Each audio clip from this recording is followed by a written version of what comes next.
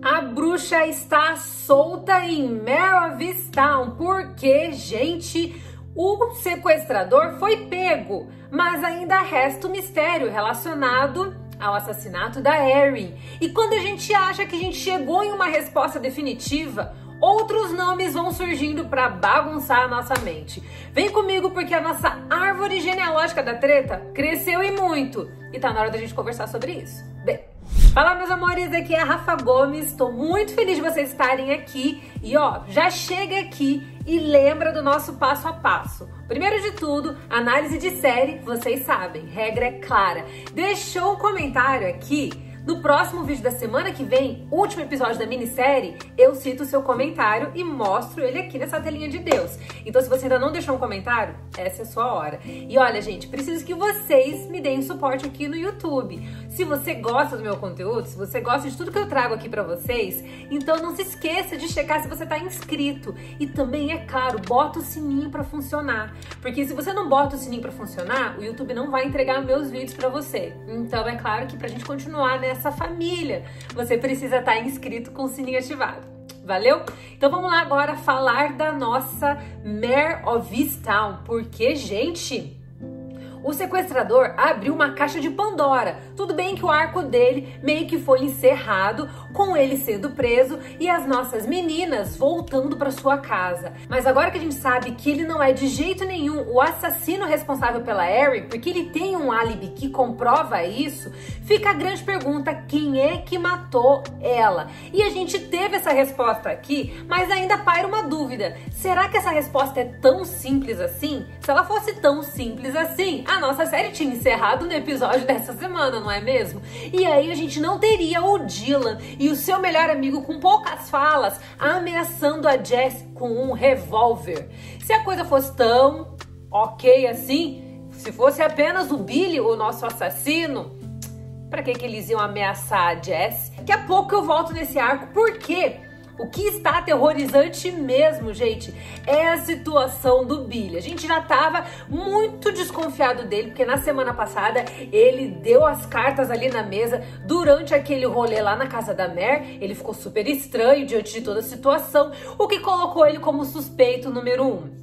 Pois bem, as nossas suspeitas se confirmaram, porque o John, que traiu a sua esposa, a Lore, e foi pego pelo seu filho, o Ryan, voltou para casa do seu pai para dar um tempo para sua esposa processar tudo que ele fez. E ali, os dois conversam, o pai e o John, sobre o comportamento do Billy, que ele tá muito agitado, tem bebido muito, e a gente percebe mesmo que ele está estranho.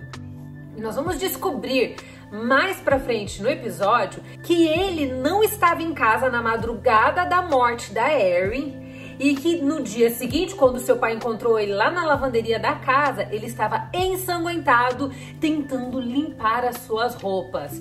Prova do crime ali, né, gente? Culpado. O pai protegeu o filho até então e o John bolou uma estratégia para tentar lidar com a situação, que é óbvio que não vai dar certo, né? Mas eu não vou terminar esse arco agora não, porque antes de eu terminar esse arco, eu preciso te contar um monte de coisa que aconteceu ao longo desse episódio. O padre Dan foi lá e entregou o Mark, que acabou ser preso por mexer em provas, em evidências. Pois é, gente, ele manipulou evidências quando ele jogou a bike da Erin rio abaixo, e isso lhe garantiu a prisão. Falar a verdade é sempre melhor, porque por mais que às vezes a verdade possa fazer com que você pareça suspeito, ainda que você seja inocente, é melhor sempre fazer a coisa certa, né? Mas eu creio que a situação dele vai se resolver muito rápido, por conta, é claro, da confissão que o Billy fez pro seu irmão John. Mas antes da gente chegar ali, nós também tivemos o desfecho do Freddy, que é um arco assim que a gente não vê ligação direta com a Erin, mas a sua morte ajudou diretamente a Mare a descobrir quem é de fato o assassino dela, ou pelo menos supostamente o assassino, porque eu acho que o buraco é bem mais embaixo. Enquanto ela estava saindo ali do quarto dele, ela mexeu na sacola dele e encontrou uma antiga camiseta de um encontro de famílias feito em 2017, pouco depois da morte da mãe da Erin. Era uma forma de dar um ânimo pro Kenny e pra Erin. Eles fizeram esse encontro e aí nós chegamos no ponto-chave desse episódio. Foi ali naquela ocasião em que o Billy ficou interessado pela Erin e pelo jeito ela também foi, porque até onde eu sei a situação foi consensual, mas isso não tira o fato de que ela era menor de idade. E quando um relacionamento amoroso, entre aspas, né, gente, porque eu não acho que isso seja amor, mas quando um relacionamento, uma paixão aí envolve uma menor de idade, não interessa se ela consentiu ou não, é taxado como pedofilia. Vocês sabem o que eu tô dizendo aqui e eu vou vetar a palavra até por conta das regras do YouTube.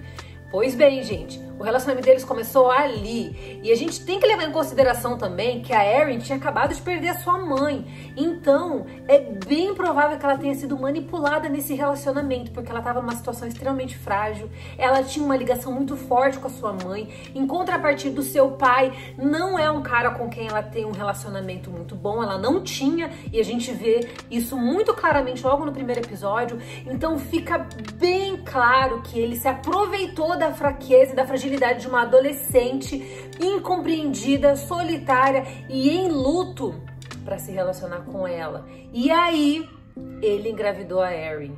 E o nosso pequeno e fofíssimo DJ, inocente em toda essa confusão, é fruto de uma relação que é profundamente complicada. E é aqui que eu falo que a nossa árvore genealógica da treta é literalmente uma árvore genealógica da treta.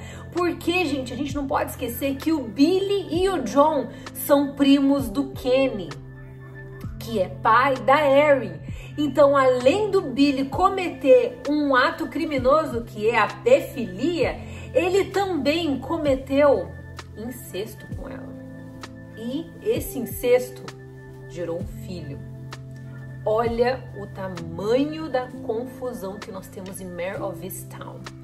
Agora, uma coisa que eu acho interessante, que embora o núcleo, o arco do Freddy tenha sido um arco um pouco solto, que se conectou de maneira bem pequena e menor mesmo em relação a outros arcos, mas o que eu achei interessante no arco dele, gente, é que ele representa a essência estrutural da narrativa de Mare of Easttown.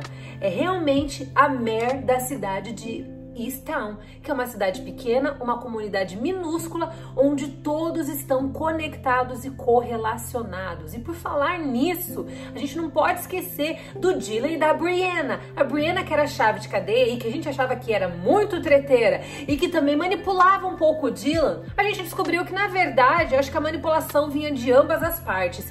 E depois ele rejeitá-la assim, na lata, no episódio anterior, pois ela não veio se vingar dele, foi até a polícia e até conversou com a Mare falando que ele não estava dormindo durante o período em que a Erin faleceu, que ela foi morta. Ou seja, na bendita madrugada ele não estava no quarto, como ela havia mentido no começo da série.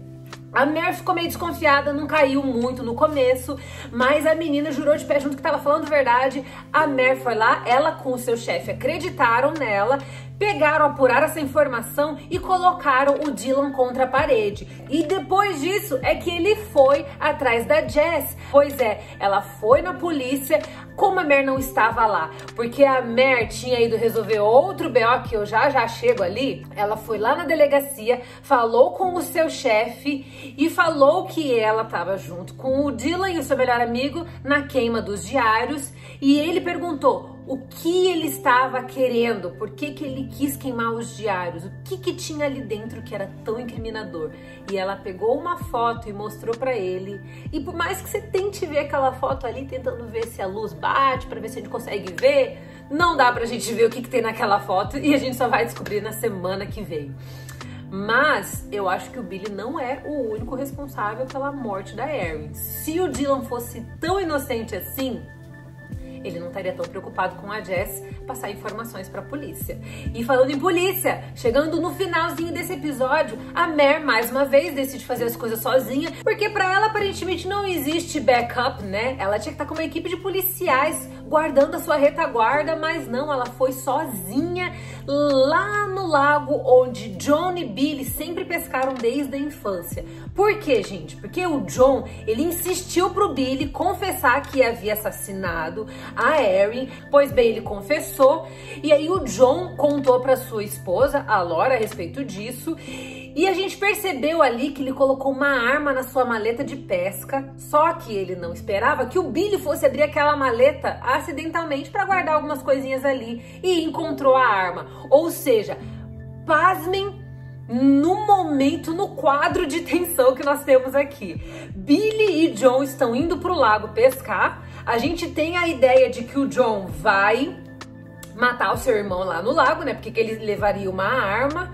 Só que o John descobriu isso e agora o John tá meio que com um ponto de vantagem, porque ele sabe que a arma tá ali e se porventura o John tentar alguma coisa contra ele, é claro que o Billy vai acabar se protegendo, né? E aí a gente vê os dois ali no meio daquela calmaria pescando, um olhando desconfiado pro outro e a Mer, mais uma vez, tentando resolver tudo sozinha, indo até eles pra tirar tudo isso a limpo. E é aí que a gente encerra o nosso episódio sem fôlego, porque o bicho tá pegando real oficial, gente. E agora eu quero que vocês me digam, Billy é o único responsável pela Erin ou o buraco é bem mais embaixo? Eu aposto que o Dylan tá diretamente envolvido com isso. Como? Eu ainda não sei. Mas eu acho que tá muito simples só o Billy ser o responsável. E o Richard? O Richard era só um peguete que não deu certo mesmo? Pois é, né? Esse personagem ainda sai como uma incógnita. Talvez ele só seja mesmo um peguete, né? Vamos descobrir na semana que vem. E agora tá na hora da gente conversar sobre o que vocês comentaram aqui no vídeo da semana passada. Bem, e essa semana eu quero começar agradecendo a Sabine, que deixou 2 comentários e um deles ainda falou daquela hilária cena do velório. Uma coisa que eu acho interessante em Mare of Easttown é exatamente o quanto eles conseguem manter o drama do começo ao fim, mas sempre tem uma pitadinha um pouco mais doce, um pouco mais leve em algum momento do episódio, né? E aquela cena do velório foi realmente hilária. Foi um respiro antes do caos armar, né, gente? Além disso, o Douglas Rogue deixou 2 comentários aqui, também se dizendo estar suspeito do Billy. Já tivemos a nossa resposta aqui, né, meu querido? O Mano Romano também deixou um comentário, disse que o episódio foi de tirar o fôlego, pois foi mesmo, hein? Que episódio pesado. A Fabiola Alves disse que não acha que o Richard é o assassino, mas que acha que talvez ele tenha alguma relação com a mãe do Drew, porque tá sempre muito interessado em saber as coisas da vida dela. Pois é, né? O relacionamento deles acabou. Será que a participação dele na série também chegou ao fim? A gente vai ter essa resposta oficial na semana que vem, né? E o Lucas Ramos deixou um baita comentário aqui, dizendo a respeito do desfecho da trama. Ele tava falando do cara de fuinha, que é o desenho que a Mer faz no seu bloquinho de anotações. Eu não tinha parado pra pensar nisso, mas eu acho que pode ser o Billy mesmo. A gente não teve nada relacionado a esse bloquinho nesse episódio, mas a gente viu que a gente acabou chegando lá no Billy, né? Então, talvez o cara de fuinha seja ele, né? Vamos ver como é que isso vai acontecer na semana que vem. A Loucas por Série falou que chorou, que é uma série incrível, que merece prêmios, concordo totalmente. A Vanessa foi ela quem tinha comentado do Billy mesmo, então tô aqui citando você, Vanessa. Obrigado pela sua perspicácia e pelo seu comentário. Pra vocês verem como o comentário de vocês é extremamente importante pra mim, gente. Vocês têm que participar mesmo.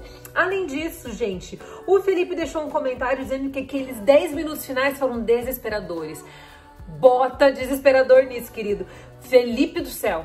O que foi aquilo? Aquele final acabou comigo. E a morte do Colin... Ainda não superei tudo isso ainda não, viu, gente? A Loucas por Série deixou outro comentário. Carla Souza também deixou um comentário dizendo que tá destruída. Ai, gente, essa morte do Colin, ela realmente foi muito pesada, né? A gente se afeiçoou muito rápido por ele, porque era um personagem muito bem construído e muito carismático, né? O Bruno Soares ainda tá aqui falando sobre quem matou a Erin. Ele tava suspeitando que foi o pai dela, mas já descobrimos que na verdade foi o Billy. Mas é aquela coisa, Não acho que é tão simples assim, até porque se fosse, a série acabava nessa semana, né? E o Rodrigo Porto também achou que ia ter um treco. Gente, imagina todos nós juntos assistindo essa série. Acho que ia dar um rolê aqui dominó, né? Um atrás do outro, despencando aqui, desesperado com aqueles 10 minutos finais. Que série incrível! E eu estou adorando os comentários de vocês, então capricha, porque semana que vem é a nossa última leitura de comentários de Mare of Easttown. Tô até com o coração partido já, gente, mas não deixe de participar e já chega e também se inscreva no canal e me acompanhe no Instagram, no @RafaGomes, porque lá a gente continua com esse papo. Valeu? Um beijo enorme pra vocês e a gente se vê na próxima!